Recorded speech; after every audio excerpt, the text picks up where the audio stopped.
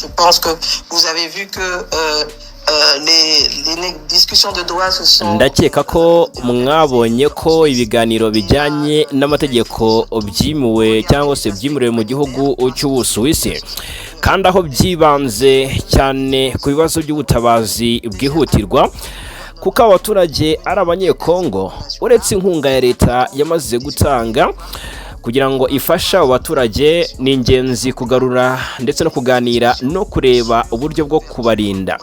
Muri ibyo biganiro, urugero havuzwe ku mfungwa, ku mpamvu z'ubutabazi mu kibuga cy'indege cya Goma, ariko haracyari imbogamizi na zimwe zibibuza. Ibi byose rero bifite ingaruka cyane ku mutungo kamere wa Congo. None se ayahe masezerano ajyanye n'amabuye y'agaciro aherekeza iyi nkunga iva muri Leta Zunze Ubumwe za Amerika? Ni amasezerano y'ingenzi gusa, nta cyemezo gihari kivuga ko hari ikirombe runaka cyatanzwe burundu cyangwa cyeguriwe undi. Yes, uyu rero ni Judith Suminwa Tuluka, ni Minisitiri w'intebe wa Repubulika Iharanira Demokarasi ya Congo. Akomeza ku masezerano twagarutseho ku munsi w'ejo yasinyiwe hariya mu Busuwisi ahazwi nka M23. Aka kanya rero biragaragara ko asa n'upfushije ubusa cyangwa se n'utangaje ko aya masezerano ntacyo azamara, dore ko ahangaha rwose muri kiganiro yagiranaga na TV5 Monde, ahangaha yashimangiraga ko rwose nta ntambwe na ntoya izaterwa.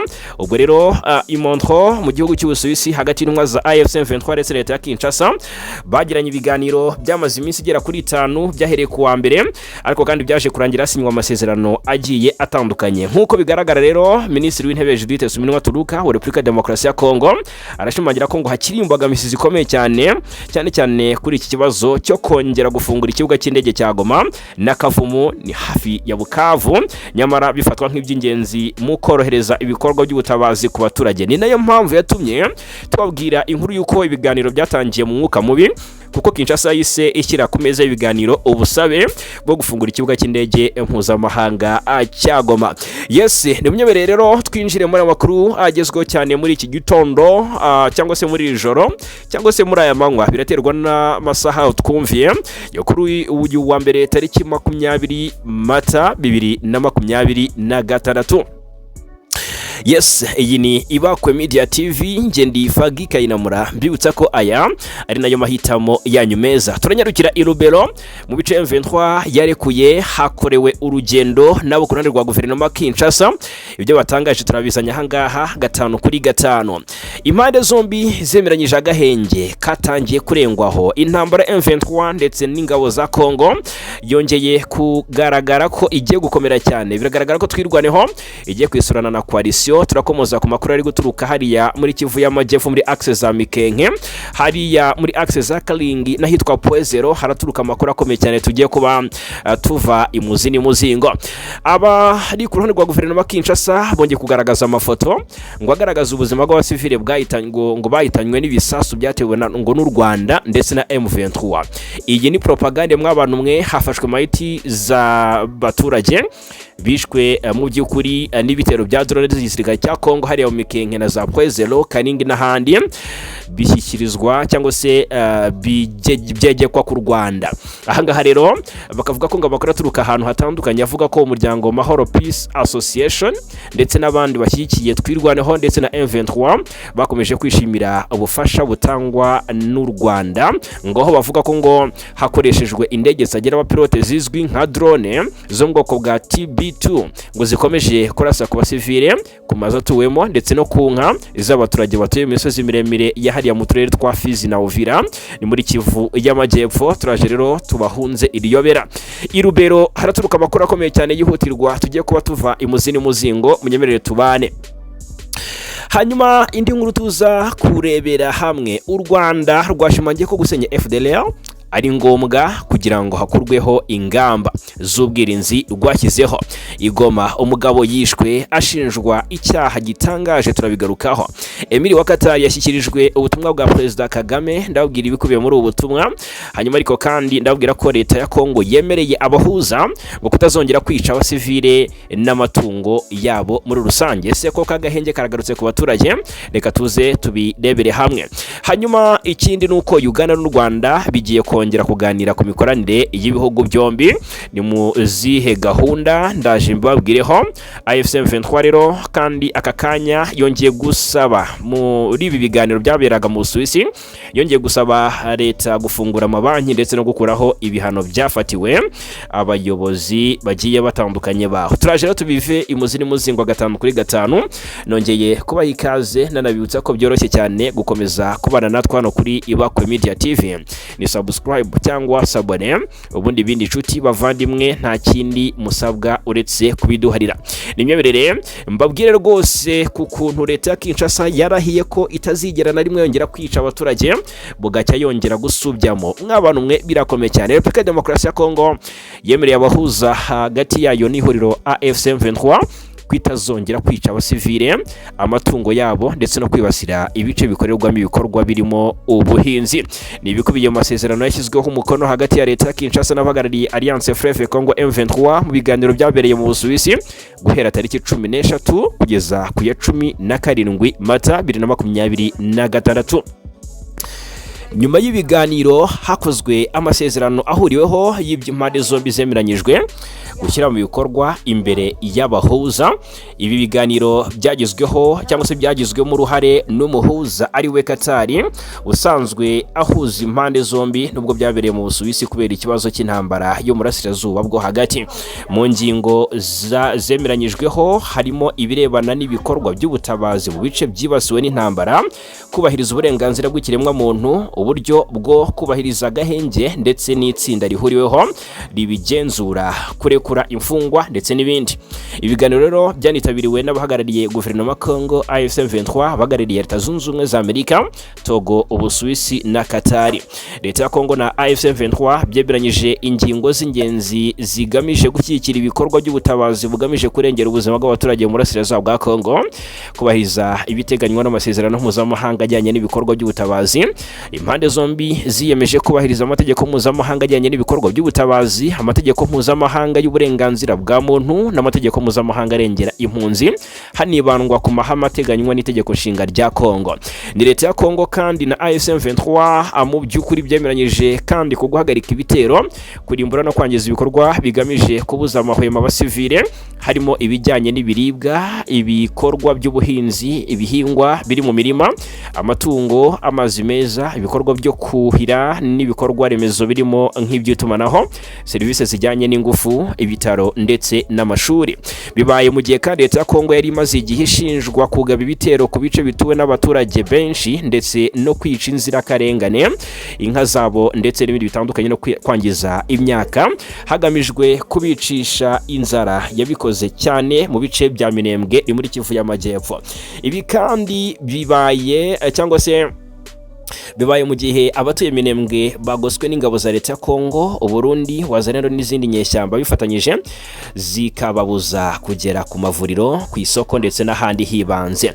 Abagaragariye cyangwa se abagarariye impande zombi kandi bemeranyijwe ko ibikorwa by'ubutabazi bitagakurikira cyangwa se bitagakurikira gusa ku biribwa cyangwa se bitagarukira gusa ku biribwa, imirire, ubuvuzi, amazi, isuku n'isukura naho kuba, ahubwo ko bigomba no kujya no gucungira umutekano abasivile.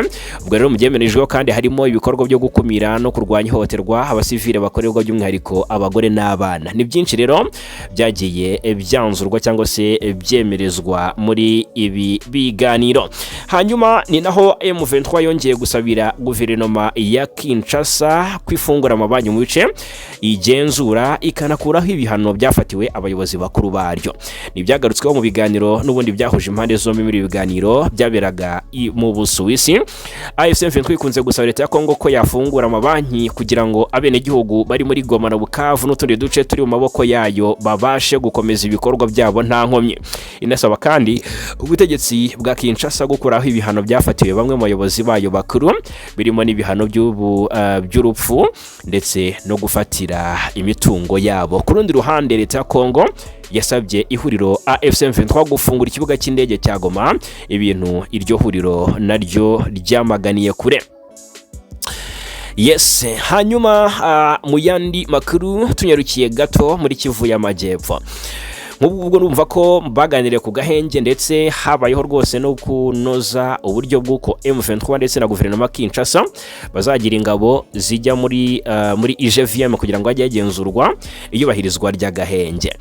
Ku munsi w'ejo inkuru yiriwe ivugwa cyane ndetse yasaga n'iyabaye kimomo iby'igitero rwose cyo kuri iki cyumweru, bivuga ko mu masaha ya 2 z'igitondo cyo ku cyumweru tariki 19 Mata mu by'ukuri u Rwanda narwo rwavuzwe nk'umufatanyabikorwa wa M23 muri ibi bikorwa, ariko havuzwe ibintu bisa naho bihangayikishije cyane ahangaha.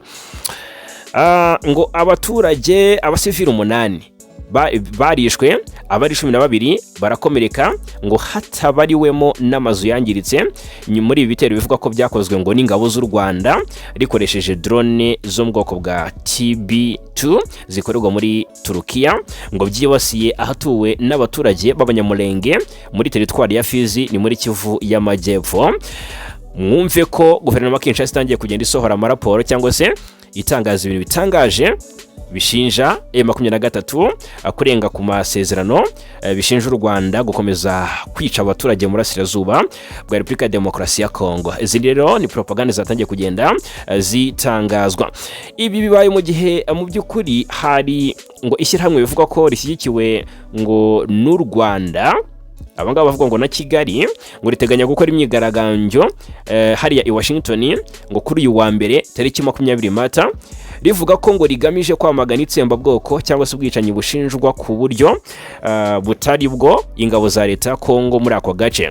Ubu bumwe rero ngo ntibwigeze bwandika cyangwa se ngo butegura imyigaragambyo yo kwamagana ubwicanyi bw'abasivile 319 ahanini abahutu b'abanyekongo nk'uko bigaragazwa na raporo zitandukanye biciwe ibinza mu karere ka Rucuru ni muri Kivu y'Amajyaruguru, abasivili 172 biciwe ikishishe, abasaga 200 biciwe ikalenga ndetse na Karake muri Nyiragongo, abasivili barenga 3870 biciwe mu bwami bwa Bwito muri sheferi ya Bwito muri Rucuru, n'ibihumbi by'abasivili biciwe Igoma ndetse n'amagana biciwe Katogota, Sange ndetse na Mutarure muri Kivu y'Amajyepfo, mu gihe nyeshyamba za M23 ngo zafashwaga n'ingabo z'u Rwanda RDF ngo zateye zerekeza Uvira nk'uko byatangajwe n'umunyabanga w'umuryango wa Lucha Sud muri Kivu y'Amajyepfo. Mwumva ukorana rwa guverinoma Kinshasa ibyo yatangiye kugenda batangaza.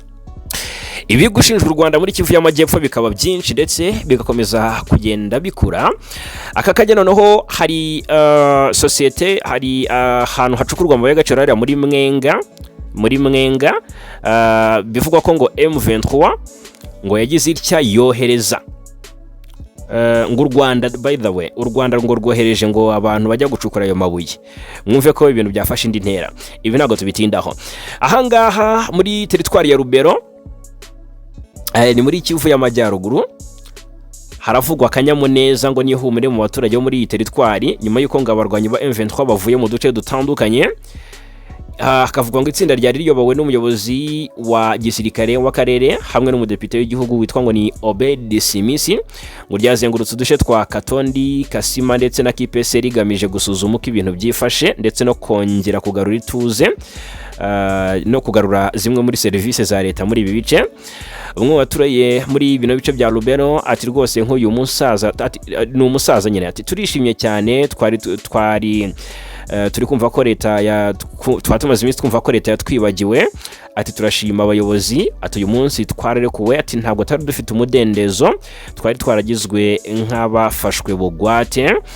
Ariko ibi ngibi rero ni biri kuvugwa ahangaha i Rubero. Mwibuke ko M23 yahisemo gusohoka mu bice bitandukanye bya Kipese, nk'iyi Kipese ivugwamo ituza aka kanya, ariko kandi irimo igisirikare cya Congo magingaya bivugwa ko rwose ngo hatuje, ariko M23 ihava nicyo gihe yarekuye uduce tw'ingenzi hano muri teritwari ya Rubero, hano za Munyakondomi, hano za Ivatama, Ilambula, Luseke, Musimba, duce turi mu kilometero 5 ndetse n'10 ni hagati aho uvuye Kipese mu majyaruguru y'Iburasirazuba bw'umuhanda munini wa route nationale nimero 2, aho abaturage batuye rero nabo bavuga ko aka kanya M23 yari kwitwa duce aha muri teritwari ya Rubero. Abariyo rero ku ruhande rwa guverinoma Kinshasa baratangaza amakuru y'uko ngo abariyo bishimye kandi batekanye nta nkomyi. Ese koko nukuri wakwereza y'intumwa yazana raporo igaragaza ibyishimo by'abaturage cyangwa yagaragaza uburyo abaturage bakomeje guhonyorerwa uburenganzira mu buryo bugiye butandukanye? Aha ni Rubero. Hanyuma muri Kivu y'Amajyaruguru iby'iyi sosiyete ya Twangiza bivuga ko abo ku ruhande rwa guverinoma Kinshasa bari kuvuga ko ngo M23 ngo u Rwanda cyangwa se Kigali ngo yohereje abenjeniyeri b'abanyarwanda ngo bongere batangize ibikorwa by'ubucukuzi muri kino kirombe cya Twangiza mining kiri muri Kivu y'Amajyepfo. Noneho itwangiza mwibuke ko imaze iminsi muri hagati mu mwaka ushize yari yahagaritse ibikorwa byo gucukura zahabu nyine hano ni muri Mwenga, nyuma yuko AFC/M23 yari yafashe agace kitwa Ruwinja murabyibuka nakitwa Ruciga. Ibyatewe n'amabwiriza y'ubuyobozi bushya bwa Sud Kivu byatumye ibikorwa bihagarara n'ibikoresho bishyirwa ku ruhande, ariko abakorana rwa guverinoma Kinshasa rwo ko ngo u Rwanda rwatangiye kohereza y'abenjeniyeri ngo hatangizwe ibikorwa byo gucukura ayo mabuye. Uko rero nako si ukuri kuko nta gihamya na kimwe dufite aha ngaha gihamya neza iby'iyi nkuru. Mu mujyi wa Goma ni muri Kivu y'Amajyaruguru haravuga umugabo wishwe n'abaturage ngo bihago ubutabera cyangwa se birengeraga. Aha ngaha navuga nko kwihorera by the way, kubera ko muri uyu mujyi hari amakuru avuga ko rwose uyu mugabo yishwe byabere mu gace ka Ndosho muri Karisendosho muri komine ya Karisimbi, na gace gahari imbibi na teritwari ya Nyiragongo. Bikavugwa ko rero uwahohotewe cyangwa se uwishwe yibasiwe n'agatsiko k'abantu bari barakaye cyane bamushinja ngo kunyereza igitsina cy'undi mugabo ngo kubera ibintu cyangwa se ngo kubera ibihuha n'uburakari bw'abaturage. Ubwo rero ngo abaturage bageze gutya ngo bamutera amabuye kugeza nawe ubwapfuye. Abayobozi b'inzego z'ibanze ariko cyangwa se bahakanye ibyo birego ashinjwa, bavuga ko nta shingiro bifite, bongeraho ko nta bimenyetso bifatika bishyigikira bigaragaza ko ibyo bivugwa ari ukuri.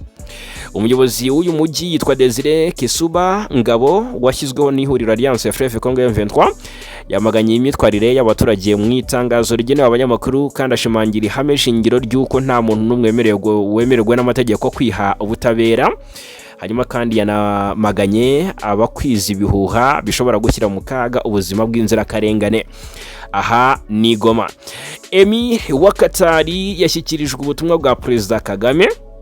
Emir w'ubwami bwa Katari ni Sheikh Tamim bin Hamad Al Thani yakiriye ubutumwa bwanditse bwa Perezida Kagame, Perezida wa Repubulika y'u Rwanda, buvuga ku mibanire y'ibihugu byombi n'uburyo bwo kubashyigikira no kubuteza imbere. Ubutumwa bwakiriwe kuri iki cyumweru na Sheikh Khalifa bin Hamad bin Khalifa Al Thani, Minisitiri w'Umutekano akaba n'umuyobozi w'urwego rushinzwe umutekano imbere mu gihugu yitwa LE20. Abushyikirijwe rero na mugenzi w'u Rwanda Dr Vincent Biruta uri mu ruzinduko muri iki gihugu. Ibiganiro hagati yabo rero byagarutse ku mubano n'ubufatanye hagati y'ibihugu byombi by'inshuti cyane cyane mu bijyanye n'umutekano, ndetse banaganira ku bibazo by'akarere ndetse n'amahanga. Ibihugu byombi rero bikurikiranira hafi ibi bibazo, byari ngombwa ko babiganiraho nk'uko byatangajwe rero ku rukuta rwa X rwa Minisiteri y'Ububanyi n'Amahanga ya Katari. Yes, hanyuma ikindi nababwira reka mbabwire ko muri Uganda, igihugu cy'u Rwanda ndetse na Uganda birashoboka ko hari n'imikoranire yabaho hagati y'ibihugu byombi. Murabizi ko ubushuti bwazahutse. U Rwanda rero na Uganda biragwa ko nk'ubu Uganda igiye kwakira ibiganiro bizahuza komisiyo ihoraho ihuza u Rwanda n'icyo gihugu ku nshuro 12. hagamijwe kwimakaza imikoranire n'ubufatanye hagati y'ibihugu byombi. N'ibiganiro byateguwe na Minisiteri y'Ububanyi n'Amahanga ya Uganda ku bufatanye na Ambasade ya Uganda mu Rwanda, bikaba biteganyijwe gutangira ku ya 20 ndetse na 22 Mata. Biratangira kuri uyu munsi wo kuwa mbere tariki 20 bigeze ku ya 22 Mata. Amakuru rero yatangajwe yagaragaje ko ibyo biganiro biza kwibanda ku bufatanye mu nzego zitandukanye bishobora guhuriza hamwe rero abahagarariye za ministeri zirenga 15.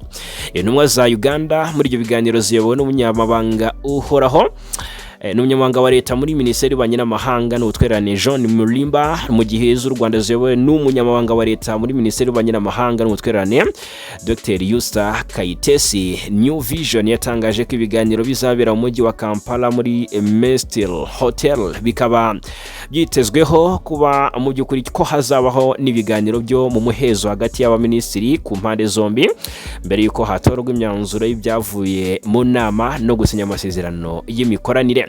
Umuyobozi ushinzwe ubutwererane muri Minisiteri y'Ububanyi n'Amahanga ya Uganda, Ambasaderi Richard Kabonero, yagaragaje ko hazigwa imikoranire cyangwa se hazigwa ku mikoranire mu bya gisirikare n'umutekano, guteza imbere ibikorwa remezo, imicungire y'abinjira n'abasohoka, imikoranire ya police, uburezi ndetse n'ibindi. Yagaragaje kandi ko impande zombi zizasuzuma neza ibyagezweho ku masezerano y'imikoranire n'ibyaherukaga kuganirwaho mu nama yabaye ku inshuro ya 11 yateraniye i Kigali mu Rwanda muri 2023. Minisiteri y'Ububanyi n'Amahanga n'Ubutwererane muri Uganda yatangaje ko hazarebwa kandi amahirwe mashya y'imikoranire hagati y'ibihugu byombi mu kwagura umubano n'ubufatanye, guteza imbere ubucuruzi n'ishoramari no gushyiraho imishinga y'iterambere ihuriweho. Mu gihugu cy'abaturanyi cy'u Burundi, Perezida w'u Burundi Ndayishimiye Evariste yahishiye ko yatekereje kugurisha indege y'umukuru w'igihugu mu byuma bishaje kuko ngo imaze igihe mu igaraje i Madrid muri Espagne. Byatunguranye cyane rero ubwo yagiranaga ikiganiro n'umunyamakuru ukorera chaîne ya YouTube yitwa ni Ibiyaga Burundi. Ubwo umunyamakuru yabazaga Perezida Ndayishimiye niba indege y'umukuru w'igihugu ikiri i Madrid, yasubije ko ariho iri.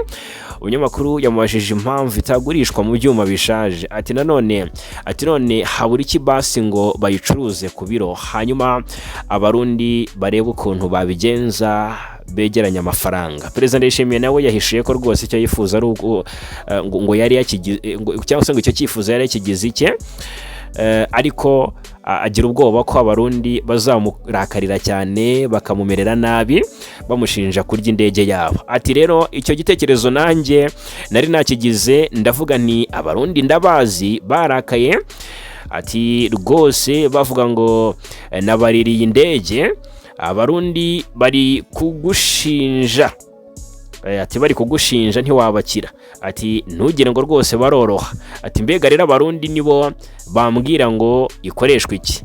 Uyu ni Perezida Ndayishimiye.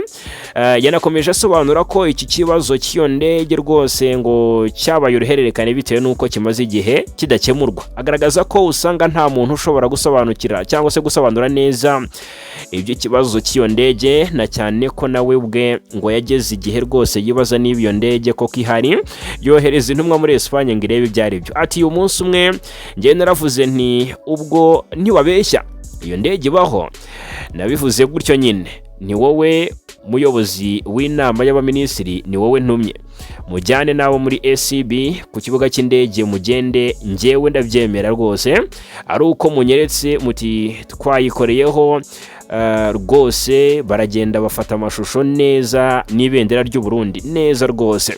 Agaragaza ko kuba itarakozwe nk'uko yari yarabibwiye uwo munyamakuru muri 2022 byatewe n'uko abantu badakora nk'Imana, kuko ariyo isohoza ibyo yavuze byose, ariko umuntu we hari ibyo asabwa gutekereza cyangwa se gutegereza. Yanagaragaje ko rwose kuri ubu aho iyo ndege iparitse Burundi bukishyura ikiguzi cya parking. Yes, ni indege ya Perezida w'u Burundi yo mu bwoko bwa Gulfstream 4 yaheze mu kibuga cy'indege cya hari Madrid muri Espagne, aho yagiye gukoreshwa ariko bikarangira rwose bikagaragara ko ifite ikibazo kitahita gikira ku kanya. Hanyuma ikindi twahita twinjiramo dukomozaho ni ku isenwa ry'umutwe wa FDLR. Ni mu gihe bikomeje kugaragara ko umutwe wa FDLR ugizwe n'abasize bagize uruhare muri jenoside yakorewe Abatutsi, akaba ari umwe mu inkomoko z'umutekano muke mu burasirazuba bw'iki gihugu gikomeje kuba ikibazo. Mu by'ukuri ikibazo gikomeje kwibazwa n'iki mpamvu uyu mutwe umaze imyaka irenga 30 utarandurwa burundu. Nubwo ibitero bya gisirikare, imyanzuro ya LE20 n'igitutu cya Dipolomasi bikomeje kugarukaho, FDLR ikomeje kubaho bigashyira mu kibazo uburyo bwo guhangana nayo mu buryo byagiye byemezwa. Ese inkomoko ya FDLR n'uruhare rwayo umutekano w'akarere ni iyihe? Bana natwe usobanukirwa ibyari byo. FDLR nkuko twabigarutseho haruguru ni umutwe ukomoka ku bakoze jenoside yakorewe abatutsi muri Mata 1994 hano mu Rwanda, by'umwihariko abahoze mu ngabo za ex-FARC n'interahamwe bahungiye muri Repubulika ya Demokarasi ya Congo. Ahamanze guca ku gisa n'amateka. Kuva icyo gihe rero uyu mutwe wahindutse ikibazo kirenze imbibi z'igihugu kimwe, kigira ingaruka ku karere kose muri rusange. Kuko nubwo hari ibivugwa ko uyu mutwe utakiri ufite imbaraga nk'izo wari ufite mbere, kuba ukiriho byemerera cyangwa se byerekana ko ikibazo cyawo atari icya gisirikare gusa, ahubwo ari icy'akarere muri rusange n'icy'inyungu za politiki n'ubukungu. Reka turebe hamwe noneho uburyo FDLR ikoreshwa cyangwa se ikoreshwa. Reka dutangiye turebera hamwe uburyo ikoresha bw'intambara ya guerrilla. Muri ubu buryo rero nk'ubu ngubu nk'uko bigaragara ahangaha muri inyandiko, impamvu ikomeye ituma FDLR idashobora kurandurwa vuba ni uburyo ikoresha bw'intambara ya guerrilla cyangwa se iya kinyeshyamba. Reka tubyite gutyo. Ni ukuvuga ngo guerrilla kuri FDLR irangwa n'igabanyuka mu matsinda mato cyangwa se no kwihisha mu mashyamba ya Kivu, no kwivanga n'abaturage ndetse no kwimuka vuba nyuma y'ibitero. Aha hose rwose FDLR ihita ibanguka cyane. Ibi bituma ibitero bya gisirikare bidashobora kuyisenya burundu, kuko abarwanyi bayo bashobora gutatana bakongera guhuriza hamwe ahandi bigashoboka rwose. Nuko ngo bazitere. Noneho ikindi, izi ngabo zabaye nk'ishyiga rya mwamba mu rugamba ko zirakora hakagaragara intege nke z'ingabo za Congo FARDC. Kuko ingabo za Congo zizwi nka FARDC cyangwa se Force Armée de la République Démocratique du Congo zagaragaje intege nke mu guhangana n'imitwe myinshi yitwaje intwaro ikorera ku butaka bwa kiriya gihugu icyarimwe, irimo M23, irimo ADF, irimo Codeco n'indi irenga 200. Kuba leta ya Kinshasa yibanda cyane ku mutwe umwe cyangwa se indi myinshi bigabanya ubushobozi bwo kurandura FDLR burundu. Reka turebe noneho ingorane za Dipolomasi n'ibirego byo gufashanya, kuko hari ibirego n'ibikekwa ko FDLR ishobora kuba ikoresha cyangwa se ikoresha nk'igikoresho mu mukino cyangwa se mu mikino ya Dipolomasi hagati ya Kinshasa na Kigali. U Rwanda rushinja Congo gufatanya n'uyu mutwe, mu gihe Congo ihakana ibyo birego igashinja u Rwanda gushyigikira cyangwa se gutera inkunga M23. Tumaze iminsi tubigarukaho. Uyu mwuka wo kutizerana hagati y'impande zombi utuma ikibazo cya FDLR kirushaho kuba ingorabahizi, kuko hari igihe uyu mutwe nk'uyu ushobora gufatwa nk'igikoresho cy'inyungu za politiki aho gufatwa nk'umwanzi usanzwe. Ahangaha tubyemeranyeho rero. Reka turebera hamwe uko FDLR ubundi FDLR ni ikibazo gikomeye kirenze igisirikare, kuko FDLR si ikibazo cya gisirikare gusa urebye ukoresheje amaso y'ubushishozi, ahubwo ni ikibazo gikomatanyije amateka, ubutabera, impunzi ndetse n'isanamitima. Muri ubu buryo hari abahoze muri uriya mutwe, abagore n'abana babo cyangwa se n'ababana nawo ndetse n'abaturage babana n'uyu mutwe mu buzima bwa buri munsi. Murabizi, niyo mpamvu rero imiryango mpuzamahanga nka MONUSCO ikoresha uburyo bwo gusubiza abarwanyi mu buzima busanzwe, ikizwi nka DDR, aho kuba uburyo bwa gisirikare bwonyine. Birumvikana ko hakorwa operation yo guhiga FDLR, ariko kubasubiza mu buzima busanzwe ahangaha nibyo iyi miryango ikomeje kugenda ivuga. Ariko rero uburasirazuba bwa Congo burimo intambara ifite ishingiro ry'ubukungu. FDLR ikomeza kubaho kubera mu y'agaciro nk'uko bigaragazwa na benshi mu bakurikiranira hafi y'umutekano uburasirazuba bwa Congo n'akarere muri rusange. Bakayifata rero nk'igikoresho mu bucuruzi bw'amabuye y'agaciro butemewe n'imisoro y'akajagari no kugenzura inzira z'ubucuruzi. Ibi byose FDLR irabishinjwa kandi bikagira ingaruka zikomeye ku baturage. Ni ibintu rero Kinshasa buriya ngo iboneramo icyo nakwita injawulo. aho ubuyobozi bwa leta budakomeye umutwe nk'uyu ukaba ngo ushobora kubona uburyo bwo kwinjiza amafaranga ndetse no gukomeza ibikorwa byawo muri rusange, bikagira ingaruka cyangwa se bikabyara umusaruro bamwe mu basirikare bakuru mu gisirikare cya Congo bakorana n'uyu mutwe wa FDLR. Noneho FDLR mu rwego rwa diplomasi mpuzamahanga ifatwa ite? Nubwo hakomeje ibiganiro, FDLR ikiri ku murongo w'ibiganiro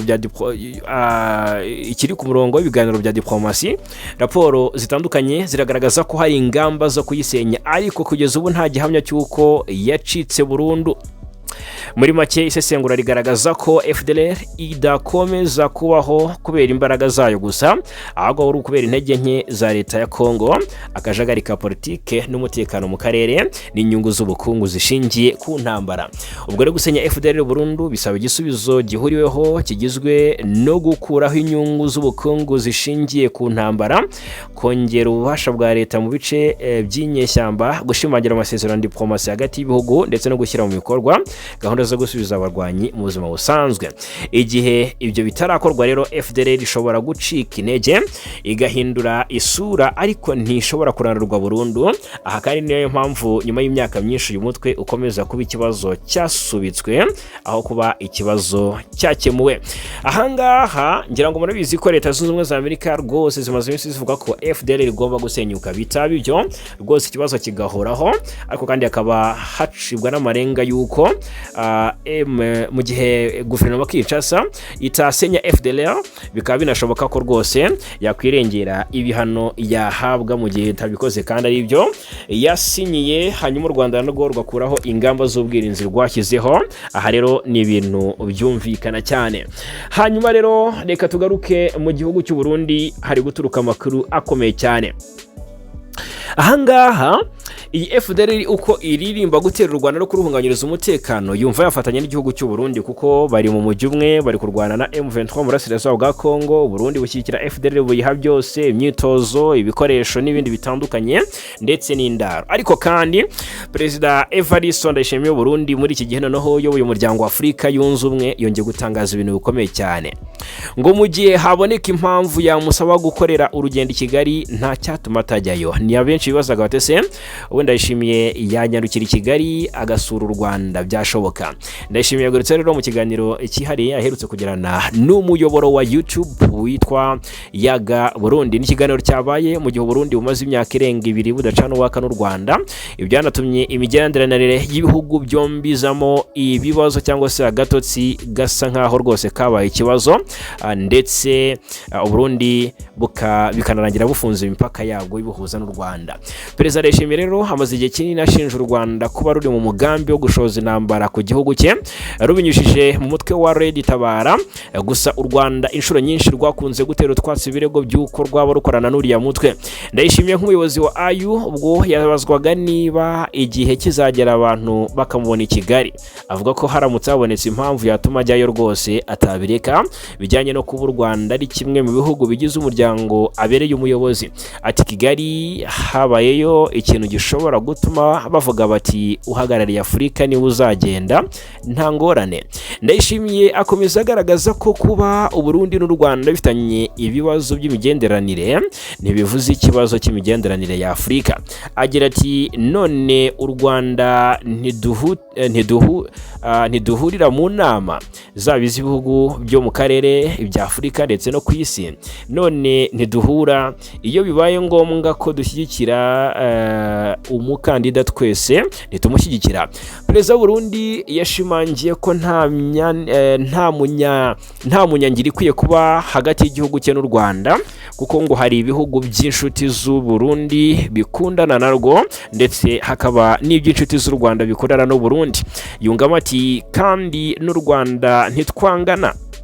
Ati ntitwangana, abanyarwanda n'abarundi ntabwo bangana, hariho abantu baba bafite politiki idahuza na politiki y'ikindi gihugu, nk'uko bahora bavuga ko umupaka w'u Burundi n'u Rwanda urafunze, abanyarwanda mbona birirwa hano banyura hehe? Uyu ni Ndayishimiye. uyu mugabo icyakora yashimangiye ko Burundi budateze gufungura imipaka yo ku butaka ibuhuza n'u Rwanda nyuma yo kongera kurushinja guhinzira abagizi ba nabi bagambiriye guhungabanya umutekano w'igihugu cye. Mu kiganiro n'ubundi yagiranaga n'iyi chaîne ya YouTube, Perezida Ndayishimiye yananyomoje amakuru yatanzwe n'igisirikare cy'u Burundi yavugaga ko inkongi y'umuriro yibasiye ikigo cya gisirikare cya Kamase cyo mu mujyi wa Bujumbura yatewe n'umuriro w'amashanyarazi. Ku mugoroba tariki 31 Werurwe twabigarutseho nibwo muri kiriya kigo cya gisirikare cya Kamase giherereye mu gace ka Musaga mu majyepfo ya Bujumbura habaye inkongi y'umuriro ndetse hanabiturika ry'ibisasu leta y'u Burundi yemeje ko byahitanye abantu 13. Nyabuneka ibisasu ishya ryabyo byatumye hari ingabo z'u Burundi ziva mu Bujumbura zinjira muri Burasirazuba bwa Congo amaramasa ndetse n'abari bagize P5. Nyuma y'iminota mike umuriro utangiye kwaka, umuvugizi w'ingabo z'u Burundi General de Brigade Baratuza na Minisiteri y'Umutekano mu gihugu bahise batangaza ko inkongi y'umuriro yibasiye kiriya kigo yatewe n'umuriro w'amashanyarazi wadutse mu bubiko bw'intwaro. Ndayishimiye mu kiganiro yagiranye n'iyi chaîne ya YouTube ya Ibiyaga Burundi ari naho yavugiye biriya byose by'uko yazi Kigali mu gihe yaba tumwe na Afrika yunze ubumwe, yavuze ko ngo ibyo kuba iriya nkongi yaratewe n'amashanyarazi ari ibinyoma kuko mu bubiko bw'intwaro bwo muri Kamase nta mashanyarazi abamo. Ati mu Burundi baravuga ngo ikibi ni mfane ati mu Burundi baravuga ngo ikibi ni mfane birajyana. Ndagira ngo nkubwire ngo hariya nta muriro w'amashanyarazi ubayo.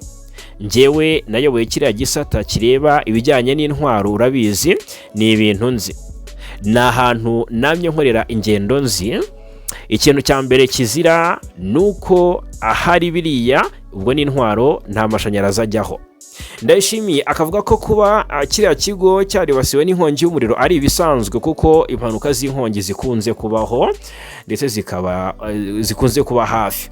Uyu mugabo akavuga ko intandaro nyirizina yateye iriya nkongi y'umuriro izamenyekana nyuma y'iperereza ryimbitse igisirikare cy'u Burundi cyamaze gutangiza, mu gihe amakuru avuga ko muri kiriya kigo haba haragabwe igitero cya drone. Nyuma y'inkongi y'umuriro rero yibasiye Kamase, amakuru avuga ko hari abasirikare barenga 30 bahise batabwa muri yombi bakekwaho kuba bafite aho bahuriye n'ibyabaye. Ubwo rero ahangaha benshi bari bazatese ibyo byatangajwe na Gaspard Baratuza ko bivuguruwe na Perezida Ndayishimiye, ndetse bigaragara ko yabivugaga asa n'ushaka gushimangira ko ibyatangajwe n'umuvugizi w'ingabo z'u Burundi FDNB Brigadier General Gaspard Baratuza byaba atari ukuri. Abenshi bari bazatese biraza kugenda bite hagati ya Ndayishimiye na Baratuza mu gihe batavuze rumwe kuri case nk'ingi kandi ikomeye cyane yari koroje hirya no hino mu karere k'Ibiyaga Bigari. Yes, hanyuma ni Ndayishimiye kandi wakomoje kuri case witwa Bunyoni.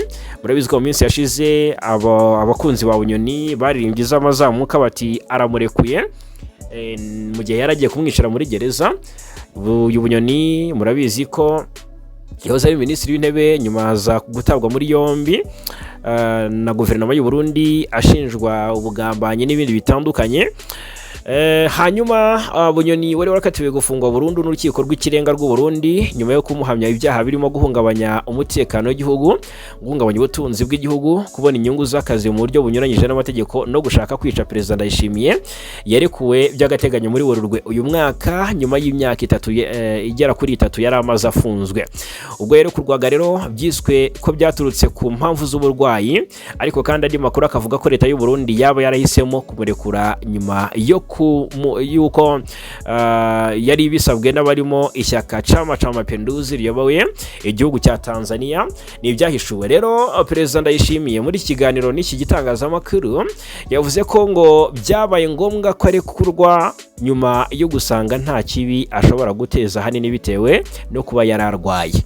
Ati iyo abantu bafunzwe hakurikiranwa imyitwarire yabo, uko yitwara hari yafungiwe bagumya kumukurikirana ntibigera kubamureka, ahubwo ati rwose hariho igihe rero agera ku gihe atakiri umuntu ushobora konona wa mutekano w'abene gihugu.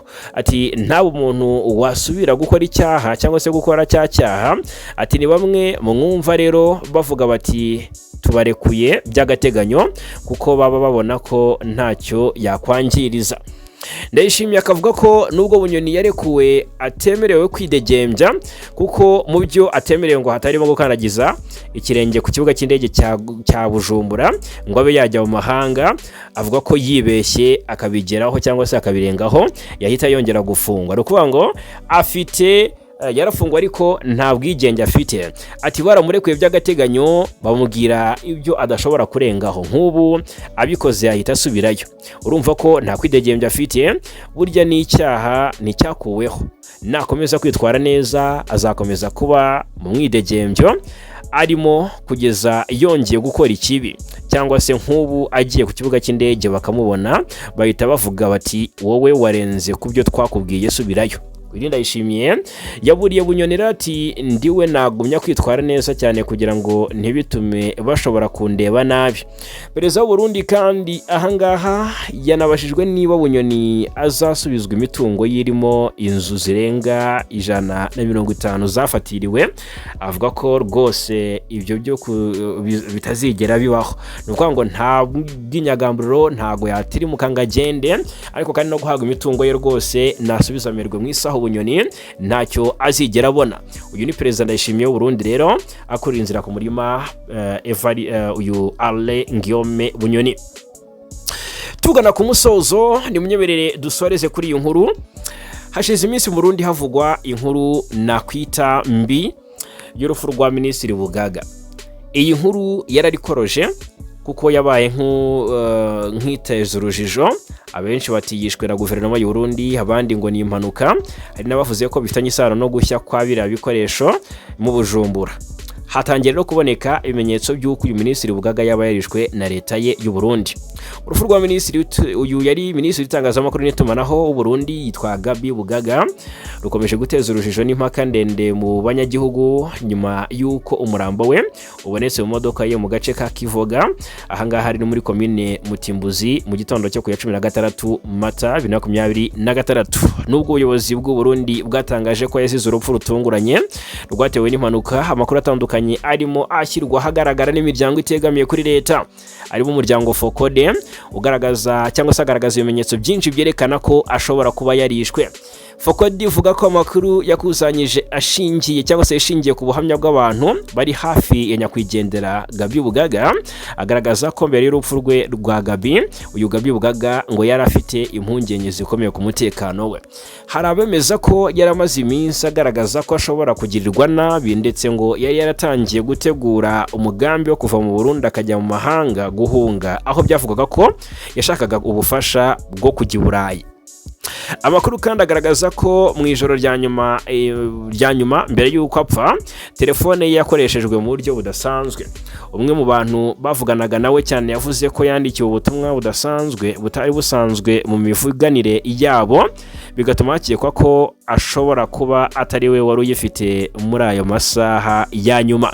Ku bijyanye n'aho umurambo wabonetse rero, Fokode igaragaza ko hari ibibazo byinshi bitarasobanurwa neza aka kanya rwose, bikiri abantu bakiri mu rujijo. Birimo kuba imodoka ye yarasanzwe mu murima w'ibigazi kure gato y'umuhanda uhuza Bujumbura na Bubanza, ariko kandi hakaba hataramenyekana neza uko yagezeyo mu masaha y'ijoro, ndetse nta bimenyetso bifatika byerekana ko yari kumwe n'abamurinda cyangwa se umushoferi. Ni mu gihe kandi mbere y'uko uwo murambo uboneka, hari abari bamubonye muri kamwe mu tubari two muri Bujumbura. Rero uburyo umurambo wabonetse nabwo bwatumye benshi bashidikanya, kuko wari uri mu ntebe z'imbere uryamye neza, ukuguru kumwe gusohotse mu idirishya, ibintu abahanga bavuga ko bitajyanye n'impanuka isanzwe y'imodoka.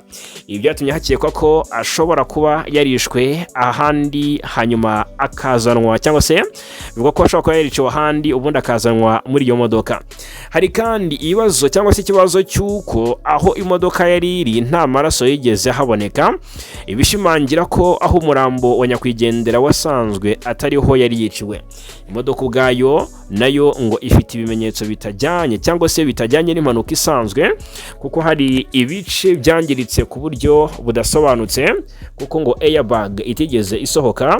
Ikindi ngo n'urufunguzo rw'imodoka rukaba rwarasanzwe mu isakoshi aho kuba mu modoka. Fokode inavuga ko hari amakuru ataremezwa yaturutse mu bitaro umurambo wajyanyweho, avuga ko hashobora kuba hari ibimenyetso by'amasasu ku mubiri wa nyakwigendera Gabi Bugaga.